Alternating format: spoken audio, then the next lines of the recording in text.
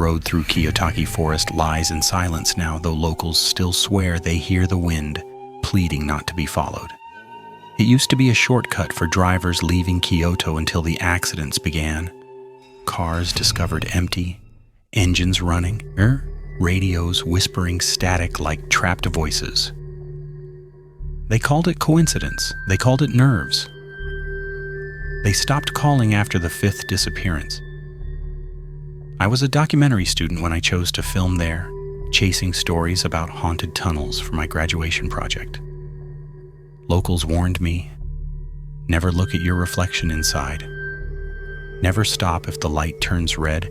It sounded like superstition, yet their eyes never met mine. Fear that deep can't be faked.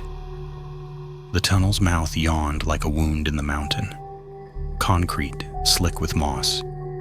The air thick with the scent of old rain. My flashlight cut through dust and graffiti. Mirrors were fixed into the walls, cracked and clouded. Relics from the 1920s when it was first built. I steadied my voice, though my pulse shook it. Kiyotaki Tunnel, March 12th, 11:47 p.m. And testing the myth of reflective echoes. The first sound was faint, a woman breathing slow and damp. I called out, thinking it was the wind twisting through drain pipes. The echo that returned wasn't mine. It whispered my name, thin and drawn out. I stepped deeper, filming puddles trembling from invisible motion. The air pressed heavier, colder against my skin. At 50 meters in, I found the stain. A long smear of brown-black, not quite dry, stretching beside a cracked mirror. In its reflection, the tunnel extended farther than reality. 5, maybe 6 extra meters of shadow. I lifted my camera. For one frame, a figure stood behind me. White dress, black hair, no face. My flashlight died. Darkness swallowed everything, yet her shape glowed faintly on the monitor, a silhouette moving closer, each step dragging like soaked cloth. I turned to run, but the tunnel had changed. The slope toward daylight was gone.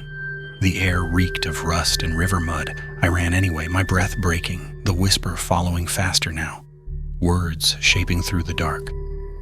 You saw me? Look again. When I dared glance at the monitor, she wasn't behind me anymore. She was beside me, pacing at my speed, head turning with slow cracking resistance. Each step carried the faint sound of rope tightening. I dropped the camera, its light spinning across the walls. For one heartbeat, every mirror showed 100 tunnels each with its own pale figure crawling out of blackness. Outside, dawn never came.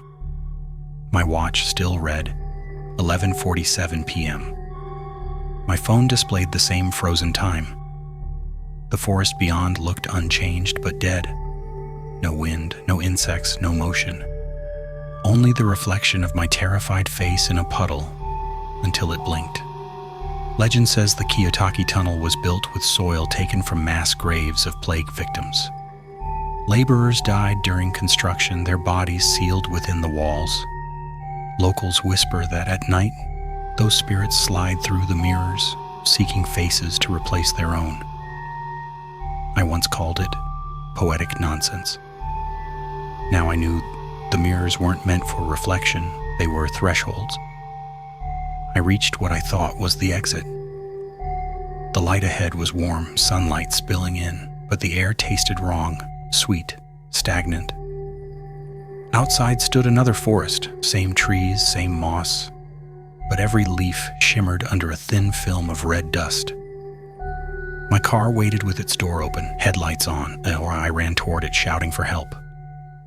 Inside, the dashboard clock read 11:47. The rearview mirror showed a woman sitting in the back seat. I spun around, empty. When I looked back, her reflection had moved closer, hair hanging across the front seat. The glass rippled like water. I reached out. The surface swallowed my hand. Fingers ice cold gripped my wrist from the other side. They found the car 3 days later. The engine still idled, battery drained.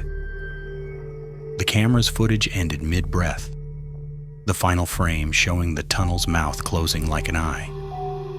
Police sealed the road again, calling it unstable ground. But truckers still hear her voice over CB radios near the forest, a woman asking what time it is. The same reply always hums through static. It's still 11:47. If you ever drive that road at night, keep your eyes away from the mirrors. Because if she catches you watching, the tunnel won't let you leave.